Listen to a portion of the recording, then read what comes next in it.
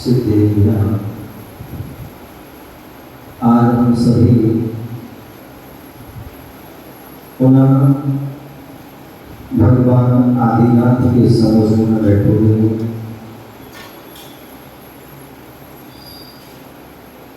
और कल्याण मंत्र स्तोत्र के माध्यम से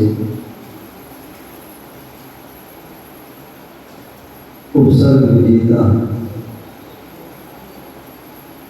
क्षमा की मूर्ति जो अनेक गुणों की भंडार ऐसे हम पारसनाथ भगवान की स्तुति कर रहे हैं। आचार्य कुमुद चंद्र महाराज कल्याण मंत्र स्तोत्र के एक एक काव्यों के माध्यम से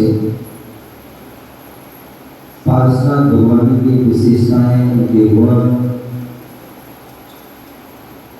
उनके बारे में साविस्तार वर्णन कर रहे हैं। आज हम कल्याण मंत्र स्तोत्र की 15वीं क्लास में हम प्रवेश कर रहे हैं और यहाँ पर बताया जा रहा है कि जो कुछ ऐसे स्थान होते हैं जहाँ पर वन उपवन आदि जो है शुष्क हो जाते हैं, बेहद हो जाते हैं, उलट जाते हैं। ऐसे उन सारे वन उपवन शुष्क आदि हो जाते हैं, सूख जाते हैं, तो भगवान पारसनाथ की हम कल्याण स्तोत्र के माध्यम से और 21वें काव्य की स्तुति करते हैं। तो उसे जो शुष्क वन उपवन है वह भी विकासक हो जाते हैं, उनका विकास हो जाता है, वह हरे भरे हो जाते हैं। ऐसा जो है उस काव्य का जो है प्रभाव है। जैसा हम पढ़ते हैं कि जब भगवान को जो है केवल ज्ञान आदि हो जाता है, जब उनका समोधन का विहार होता है तो विहार के समय भी जो है कुल 6 ऋतुओं के जो है फल फूल आदि जो है एक साथ जो है कलर में विकसित हो जाता है, उनका विकास हो जाता है। ऐसा जो है उनका प्रभाव होता है। उसी प्रकार उनके काव्य का भी जो पढ़ता है, उनकी स्तुति करता है, उनकी जाप आदि करता है, तो उसके प्रभाव से भी ऐसा ही वह अतिशय चमत्कार होता है। तो उसके लिए आप बता रहे हैं स्थानी गंभीर हृदयो दर्दी संग माया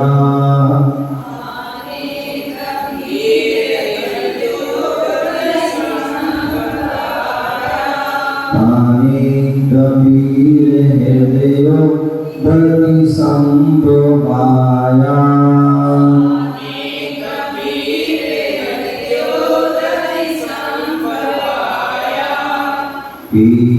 पीयूषतां तव गिरा समुदीरयन्ति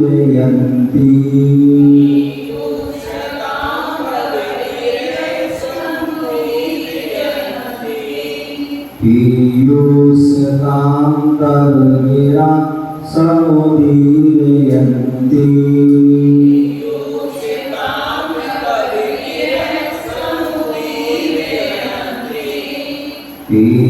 त्वायतः परम संवद संग भाजो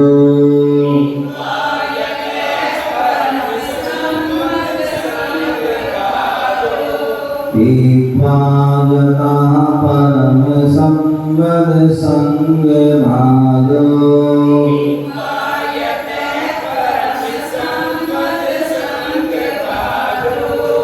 भव्या विजन्ति तरसाप्य जरामरत्वम्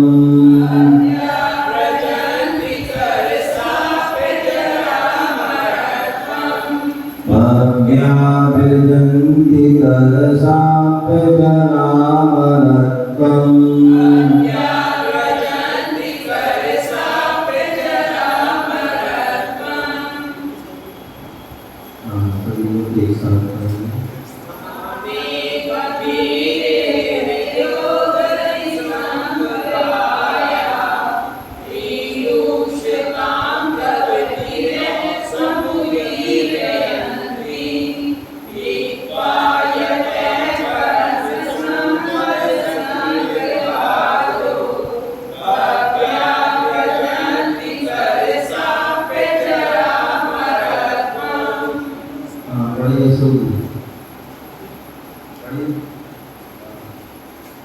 अरे पंडित जी असो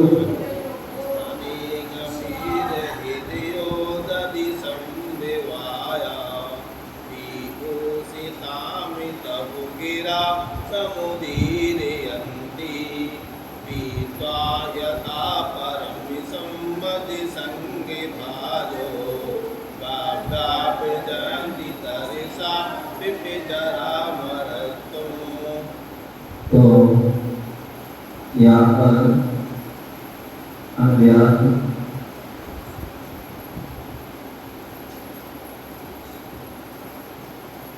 हे स्वामी हे जिनेन्द्र देव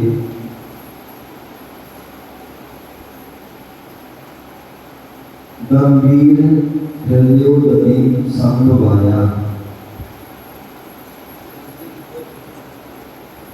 गंभीर हृदयोदधि संभवाया गंभीर हृदय रूपी समुद्र से उत्पन्न हुई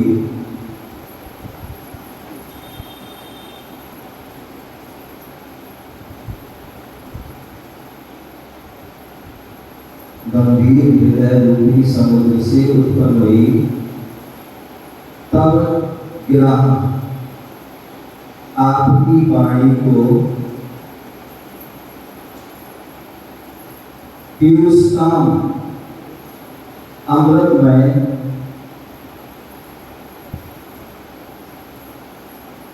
समुद्धि कहते हैं।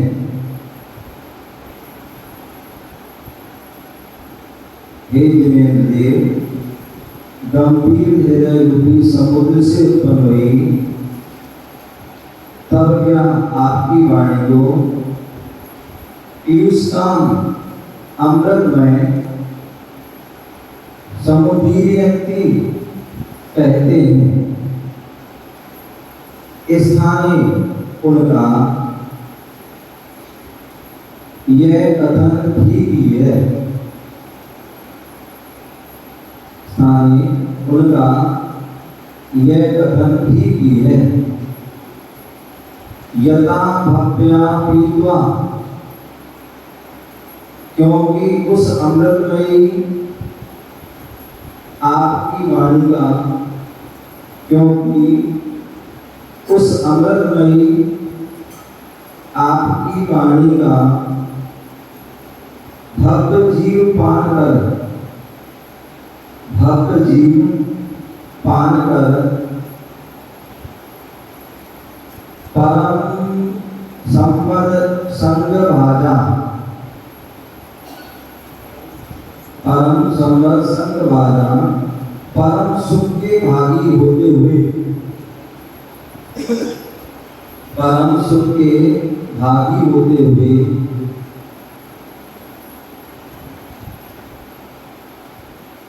तरसा शीघ्र ही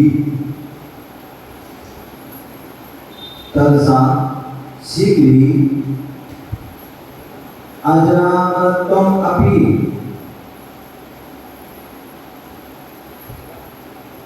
अजरामरत्वम अपि और अजर अमर पदों को भी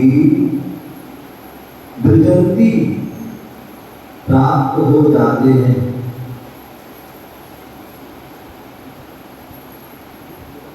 एक बात ना, हे स्वामी, हे जयदेव, गंभीर हृदयोदधि समवाया, गंभीर हृदय रूपी समुद्र से उत्पन्न हुई, तब ग्रह आपकी वाणी को पीयूषाम अमृतमय समुधीरयन्ति कहते हैं।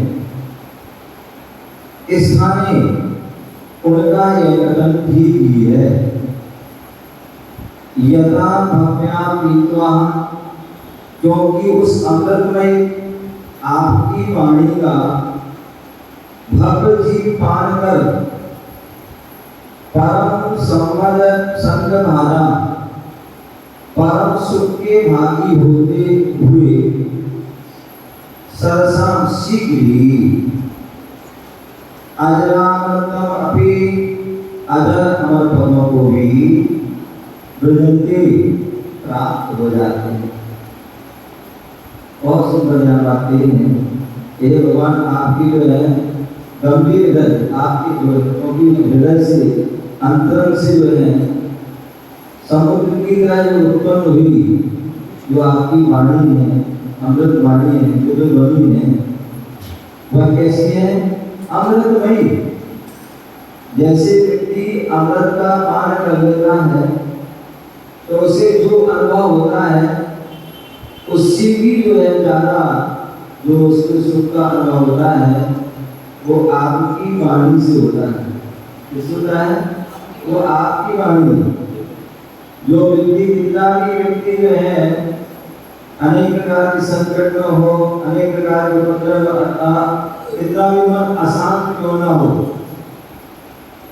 कितना भी कष्ट पीड़ा क्यों ना हो, लेकिन जैसे ही भगवान की वाणी सुनते हैं, जैसे ही उनके निकट पहुंचते हैं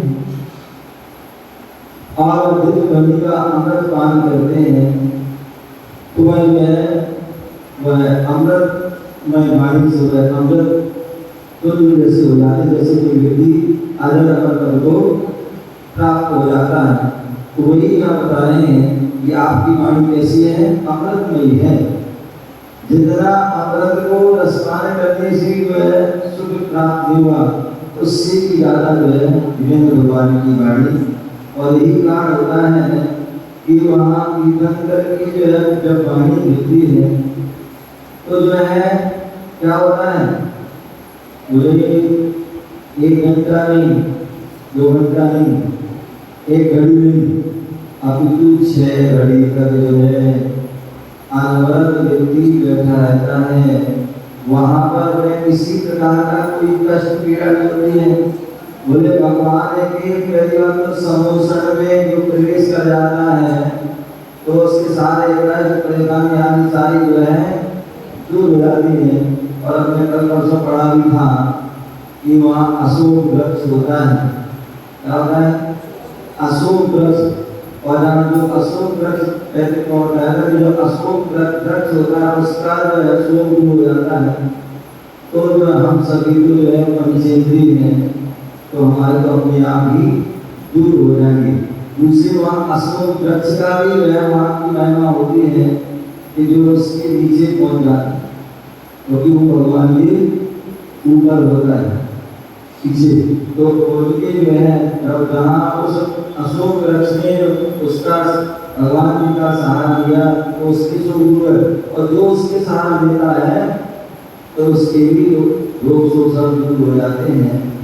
तो बोले जब एक उसी प्रकार भगवान की जो है समुद्र में हुआ जाता है, उनकी जो वाणी सुनता है वह अमृत में वाणी सुन करके उसकी सारे जो है समस्या अपने आप दूर हो जाती है। और उनका ये कहना ठीक ही है। क्या कोई बात कह रहे हैं वो ठीक ही है। क्यों? क्योंकि उस अमृतमयी वाणी का जो भक्त जी भी पान करते भगवान के सम्मोषण में जो है हर कोई प्रवेश नहीं कर पाता है। जो भक्त जीव होगा, भक्त जीव ही जो है उसमें प्रवेश कर जाता है। सबके उसकी जीव उसमें जो है प्रवेश होता है। और वहाँ वही वाणी को उसको श्रवण कर पाता है। अन्यथा तो जो है जो रात आदि का जो उदय होता है वह आ जाता है, तो वो सम्मोषण कहेगा तो सम्मोषण प्रवेश नहीं कर पाते हैं और यदि आकर भी गया तो वहाँ से उदय आने पर बाहर भी आ जाते हैं। तो ये भक्त जीव ही उसका क्या करते हैं, अमृत पान करते हैं। और जो उसका अमृत पान कर लेते हैं तो बोले जो क्या होता है, परम सुख, उत्कृष्ट सुख, उससे श्रेष्ठ कोई सुख नहीं है। ऐसे उस सुख के भागी होते हैं और शीघ्र ही वह क्या करते हैं, अगर अमर पद प्राप्त हो जाते हैं। यहाँ तक अगर अमर जो है स्वर्ग और जो है मोक्ष आदि पद को भी प्राप्त लेते हैं। देवों के जो है नाम है अमर, भक्ता अमर, भक्त प्लस अमर, देवों के नाम को जो है अमर कहा जाता है, अमर शब्द से। तो ऐसे अजर और अमर जहाँ पर जो है मरण आदि अवस्था की प्राप्ति होती है, तो ऐसे स्वर्ग और मोक्ष आदि की जो है पद वहाँ प्राप्ति होती है। इसके जो भगवान के समक्ष पहुँच जाता है, जो उनकी वाणी को श्रद्धा भक्ति से सुन लेता है और उसको जीवन में अंगीकार कर देता है। उस भावार्थ, हे प्रभु आपकी अमृत वाणी पीकर, हे प्रभु आपकी अमृत वाणी पीकर सुखी होने वाले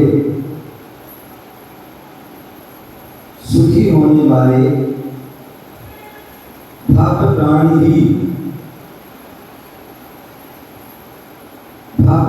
ही अजर अमर पद पाते हैं।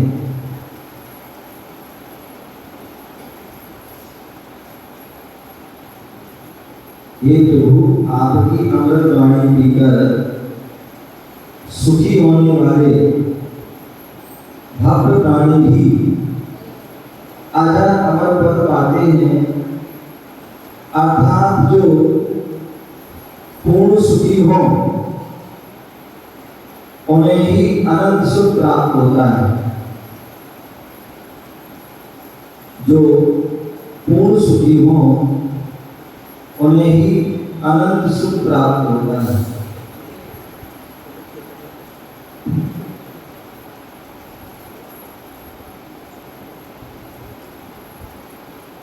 तो जो भगवान की वाणी सुनता है तो भक्त जीव होता है। अभक्त जीव भी होता है। भक्त जीव वाणी को सुनता है क्योंकि अभक्त जीव को फूटे घड़े के समान है। फूटे घड़े में पानी भरोगे तो क्या हो जाएगा, ऊपर से भरेगा नीचे से खाली हो जाएगा, उसका कोई प्रभाव नहीं होता है, उसका कोई महत्व नहीं होता। इसलिए जो है भक्त जीव ही जो है वाणी को सुनता है और वाणी को पी करके उसका अमृत पान करके वह क्या हो जाता है, सुखी हो जाता है। और वही क्योंकि वाणी सुनकर के व्यक्ति सम्यक दर्शन आदि को प्राप्त करता है। सम्यक दर्शन को प्राप्त करके वह सम्यक ज्ञान को भी प्राप्त हो जाता है और सम्यक ज्ञान प्राप्त सम्यक चारण को भी प्राप्त हो देता है। और सम्यक चारण को प्राप्त हो देता है तो फिर वह अजर अमर जो है, यदि जो है मध्यम आदि साधना की तो स्वर्ग आदि को प्राप्त हो जाता है।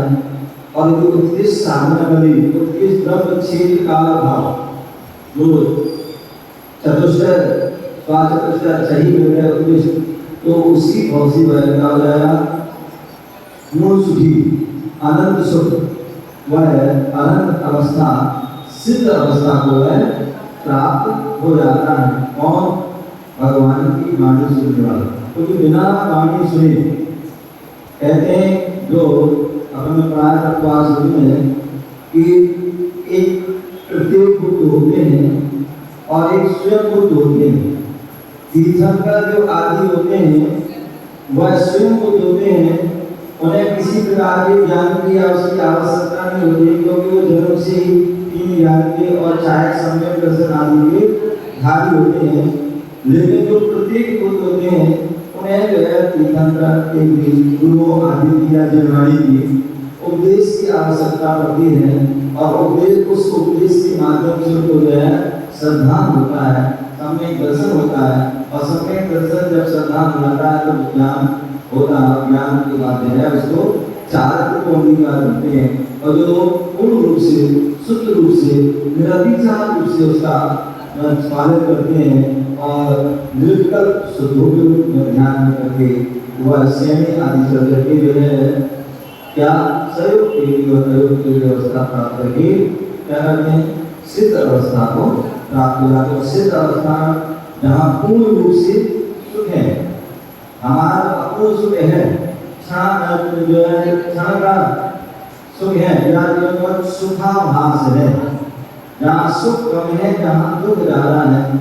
लेकिन सिद्धों का जो सुख है या अनंतों का जो सुख है, सिद्धों का जो सुख है, अनंतों का जो सुख है वो पूर्ण सुख है, जिसे हम अनंत सुख भी कहते हैं। तो ऐसे वह अनंत सुख को प्राप्त होता है, और जहाँ अनंत सुख पूर्ण सुख की प्राप्त हो गई फिर वह सुख कभी जो है समाप्त नहीं होता है। इस प्रकार से आप बता रहे हैं नमो पुभ्य तरु भक्त यारम यारम विद्धि विषाणम। ओम नमो पुभ्य तरु भक्त यारम विद्धि विषाणम। उपवन विकास हेतु दृष्टि वृत्तिधारी जिनों को नमस्कार। ऐसा यहाँ पर कहा गया है।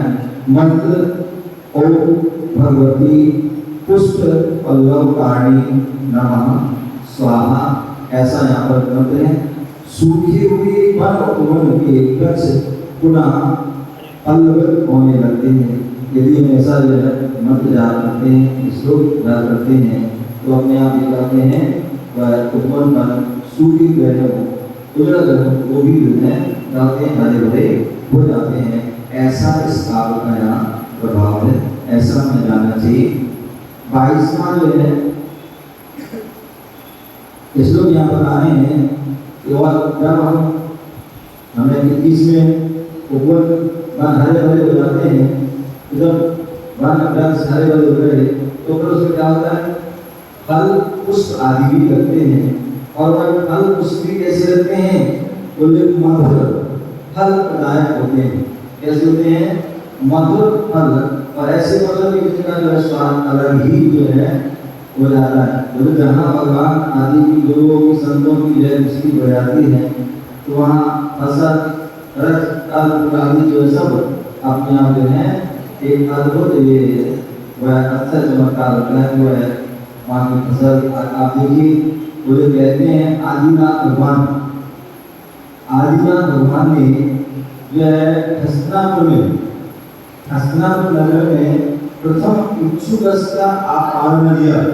तो आज भी उत्तर प्रदेश में सबसे ज्यादा उत्पन्न होता है तो गन्ना उत्पन्न होता है। सबसे ज्यादा जो शक्कर आदि फैक्ट्रियां की फैक्ट्रियां है वो सब उत्तर प्रदेश में है।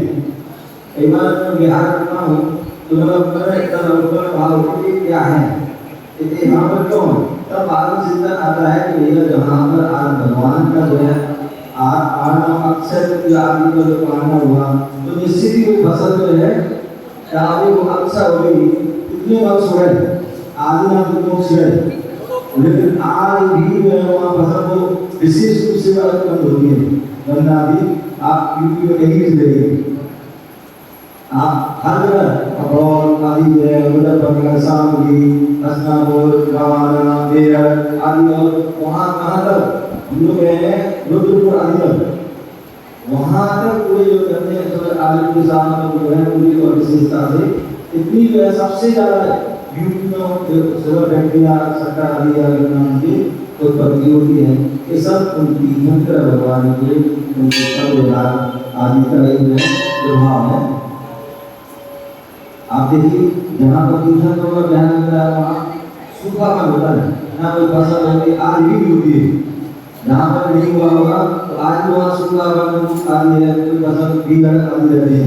लेकिन जहाँ पर चाहे मध्य प्रदेश हो, चाहे उत्तर प्रदेश हो, चाहे बिहार आदि स्थान, आज भी वहाँ पर जो है फसल आदि होती है। ये सब के क्या है, तब यहाँ उनके ही जो प्रभाव, उनके शुद्ध कर्मण वर्णपाई वह प्रभाव होता है। तो इसलिए होता है कि मधुर फल जो प्रदायक होता है वह जो है 22वां काव्य है। उसके लिए होता है स्वामी सुदूर मदनम सुमत्पदंतो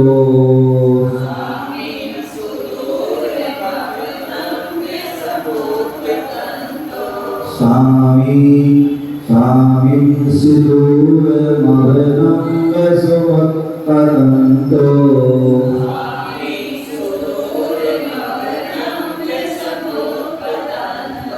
मन्ने परन्ति शुचिया चुरताम रौहा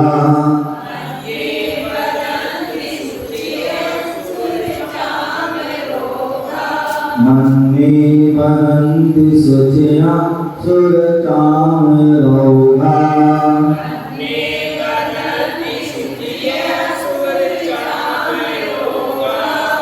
एस्मै नदिं विदधते मुनिपुंगवाये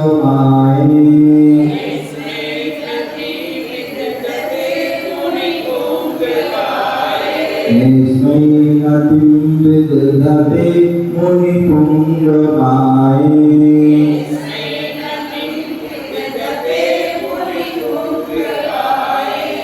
तेनून ऊर्जगतया कलुषोद्य भावा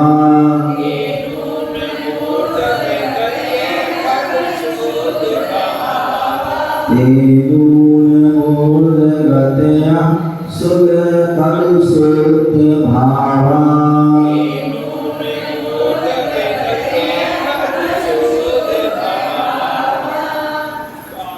ये सब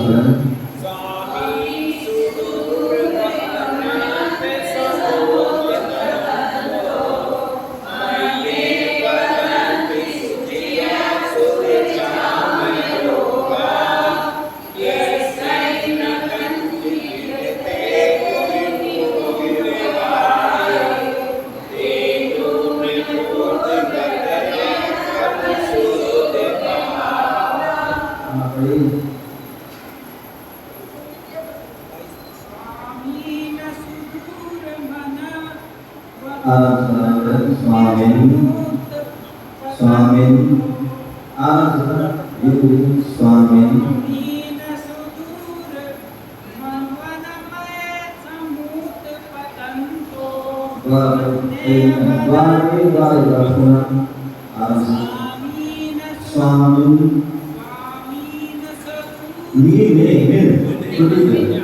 स्वामी मैं मतलब मैं तो छोटी की बात मैं नहीं है बड़ी स्वामी हाँ स्वामी हाँ सुदूर सुदूर सुदूर सुदूर की बात है सुदूर सुदूर मवनम मवनम हाँ dari bola akan beri mawar number akan beri dua mawar mawar number sumur sumur samud samud tertentu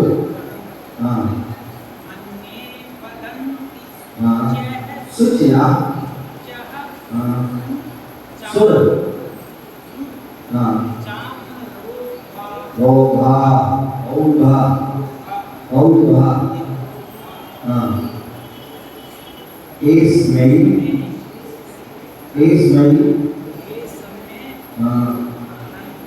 नतिं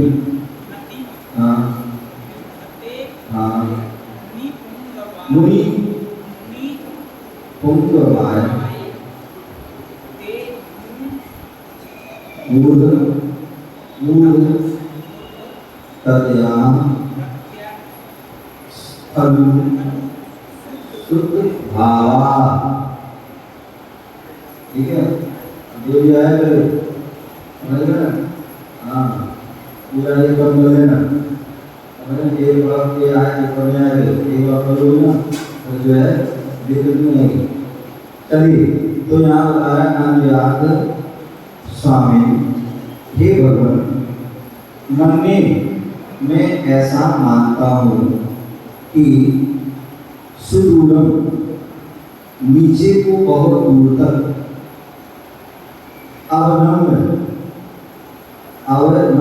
नम्रीभूत होकर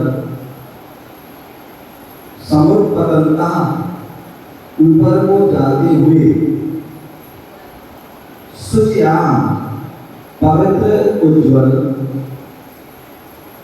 सुरचाम रौघा देवों के द्वारा बुराए गए 64 चरणों का समूह,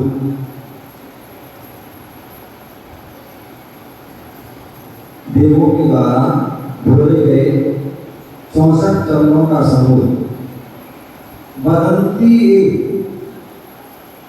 कहते हैं कि जो भक्त प्राणी, कहते हैं जो भक्त प्राणी अस्मै मुनि पुंगवाय, इन श्रेष्ठ मुनि को नतिम नमस्कार विदधते करते हैं, ते मन वे नूनम निश्चय से शुद्ध भावा निर्मल भाव धारी होकर, निर्मल भाव धारी होकर ऊर्ध्वगत्या ऊर्ध्वगमन करने वाले भवंती होते हैं, ऊर्ध्वगमन करने वाले भवंती होते हैं। खलु सत्य है, अर्थात स्वर्ग मोक्ष को प्राप्त होते हैं, सत्य है अर्थात स्वर्ग मोक्ष को प्राप्त होते हैं। एक बात बताना स्वामी, हे भगवान, मन में मैं ऐसा मानता हूँ सुदूर नीचे को बहुत दूर तक नम्रीभूत होकर, अवलंबन नम्रीभूत होकर सुमुत्पतनता ऊपर को जाती हुई शुचिया पवित्र उज्ज्वल सुरचाम रौघा देवों के द्वारा ढोए गए 64 चरणों का समूह, वदंती ये कहते हैं कि जो भक्त प्राणी अस्मै मुनि पुंगवाय, इन श्रेष्ठ मुनि को नति नमस्कार विदधते करते हैं, ते भी नूनम निश्चय से शुद्ध भावा निर्मल भावधारी होकर ऊर्ध्वगत्या ऊर्ध्वगमन करने वाले भवंती होते हैं। खलु सत्य है, अर्थात मोक्ष स्वर्ग मोक्ष को प्राप्त होते हैं, स्वर्ग मोक्ष को प्राप्त। कितनी सुंदर बात बोली।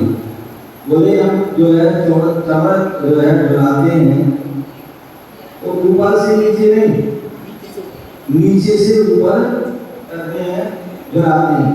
नीचे में करने का मतलब क्या है? नम्री बोलते हैं, क्या कहते हैं? नम्र। ऊपर करोगे तो आपको आएगा, तो नीचे से जो है क्या करते हैं? ऊपर की ओर जाते हैं। तो ये जो है नीचे को बहुत दूर नीचे करके फिर ऊपर को जाते हुए और चमन कैसे होते हैं? उज्जवल होते हैं, पवित्र होते हैं। और हम सभी को जो है दोहराई बात है, हाथ से दोहराते हैं, लेकिन वहां क्या बोल रहे हैं? बोले देवता जो है क्या करते हैं? एक नहीं बोले 64 जो है वह चमन जो है दोहराते हैं। कितने? 64 चमन, जो 64 जो है बुद्धि के जो है प्रतीक होते हैं। और भगवान कैसे 64 दीप केवल ज्ञान आदि से जो है सहज है, इसलिए तो 64 जो है चमन मिला जाते हैं। तो बोले कि जो मुनि, जो श्रेष्ठ प्राणी है, जो श्रेष्ठ प्राणी है, भक्त प्राणी है, बोले श्रेष्ठ मुनियों के लिए क्या? जो श्रेष्ठ मुनि है, तीर्थंकर जो महामुनि है, ऐसे तीर्थंकर महामुनि अवधि ज्ञान केवल ज्ञानी हुई, अवज्ञानी आदि हुई, ऐसे जो विद्यार्थी लोग भी ऐसे जो करते हैं श्रेष्ठ मुनियों को नमस्कार करते हैं, भाव से करते हैं, विचार करते हैं। तो बोले वो निश्चय से क्या होते हैं? निर्मल भावधारी होकर क्या होते हैं? निर्मल भावधारी। क्योंकि भगवान के नमस्कार करने से, गुरुओं को नमस्कार करने से, वाणी को नमस्कार करने से क्या होता है? हम निर्मल मन के धारी, मतलब मन निर्मल, प्रणाम निर्मल हो जाते, समय कसर हो जाता है। तो ऐसे जो है निर्मल भावधारी होकर क्या करते हैं? ऊर्ध्वगमन क्या करते हैं? ऐसा व्यक्ति जो है अधोगमन नहीं करता है, जिसने अभी दुर्गति आदि का गमन नहीं किया, तो वह ऊर्ध्वगमन करता है। और ऊर्ध्वगमन करके जो है वह क्या होता है?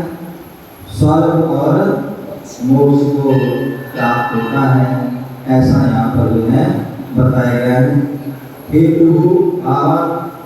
हे प्रभु नीचे से ऊपर ढुलते हुए चमन ये बता रहे हैं, नीचे से ऊपर हम चमन ढा रहे हैं, ये बता रहे हैं कि जो नीचे झुककर यानी कि हमेशा खड़े होकर नमस्कार नहीं करना है, हाथ को बांध के नहीं, हाथ को जोड़कर। देखिए हमारे यहाँ कितनी अच्छी बात है, अब आजकल तो जो है सिस्टम चेंज हो गया है। आज भी आप भोगों की याद रहिए, काशी मंदिर जाइए, वहाँ पर क्या है? इतने विशाल विशाल मंदिर बनते हैं, विशाल विशाल प्रतिमाएं विराजमान करते हैं, लेकिन दरवाजे के छोटे होते हैं। क्यों? क्या पैसा नहीं होता उनके पास है? ऐसा बहुत होता है, सब कुछ है, लेकिन दरवाजे इतनी छोटे बनाते हैं, उनका दो दिन है। एक तो सुरक्षा व्यवस्था, क्या सुरक्षा व्यवस्था, और दूसरे तुम जब भी जो मंदिर में जाइए वो संकेत दे रहा है अकड़ के नहीं जाइए, क्योंकि अकड़ने वालों को जो है भगवान की और गुरुओं की और निर्वाणी की प्राप्ति नहीं होती। जब तुम सुगड़ोगे झुकोगे, जैसे कहते हैं ना, पहले जो कुआं है, कुआं होते हैं और कुआं में पानी खींचते हैं तो क्या होता है? जब बाल्टी झुकती है तभी पानी भरता है, यदि बाल्टी झुकेगी नहीं तो पानी भरने वाला नहीं है। क्या पहले जो पानी जो बाल्टी में लोहे की बाल्टी होती थी वो झुक जाती थी, बाद में स्टील की बाल्टी आई और स्टील की बाल्टी वो झुकती नहीं थी। तो उनका एक बार, दो बार, तीन बार, चार बार, तीन बार को प्रयत्न पड़ता, झुकाना पड़ता, तब जाके वह भरती है। तो कहने का तात्पर्य है जितना आप जो है झुकोगे उतना ही जो है ज्ञान से गुणों से जो है भर जाओगे, और वही जो है क्या होता है? ऊर्ध्वगमन करता है, और वही जो है मोक्ष आदि सुख को भी प्राप्त करता। बिना झुके आपको जब उपलब्धि की प्राप्ति होने वाली नहीं है। तो इसलिए हे प्रभु नीचे से ऊपर ढुलते हुए चमन ये बता रहे हैं। संजीव जी चमन की बात चल रही है, पता है ना? हाँ, चमन रखिए, रखे रहेंगे क्या? हाँ, ध्यान रखिए। तो क्या हो रहा है? नीचे से ऊपर जो है चंबल को करते हैं, बुलाते हैं, फिर हमें संकेत दें कि हम झुकना है। बोले झुकना सीखो, झुकना सीखो कि जब भी भगवान को नमस्कार करो, प्रभु जी कैसे करना है? खड़े खड़े नमस्कार करना है, बिल्कुल बैठ करके करना है। हमारे कहते हैं कि व्यक्ति 6 फुट का व्यक्ति गवासन लगाइए और बिल्कुल सिर झुका करके नमस्कार कर दी, और 6 फुट का आदमी 1.5 फुट का रह जाता है, झुक जाता। तो जितना आप झुकोगे उतना ही है भर जाओगे, जितना अड़ोगे तो उतना ही तुम जो है खाली रहोगे, और उतना ही आप नरक निरोध आदि की ठोक में खाने पड़ने वाले लोगों को भूलना पड़ता है। तो इसलिए क्या बोल रहे हैं? हे प्रभु, नीचे से ऊपर बढ़ते हुए चमा ये बता रहे हैं कि जो नीचे झुककर प्रभु को प्रणाम करते हैं वे ही ऊर्ध्व गति वाले होकर मोक्ष गति को प्राप्त करते हैं। ऐसा यहाँ पर इस श्लोक का यहाँ पर फल बताया, अर्थ बताया है। रिद्धि मंत्र ओम ह्रीं अहं नमो तरुपत्रं शयानं उद्गतवानं। ओम ह्रीं अहं नमो तरुपत्रं शयानं उद्गतवानं। मधुर फल प्रणाम हेतु उद्गतधारी जिनों को नमस्कार हो। मंत्र ओम नमो परमावते ममनु नमः स्वाहा।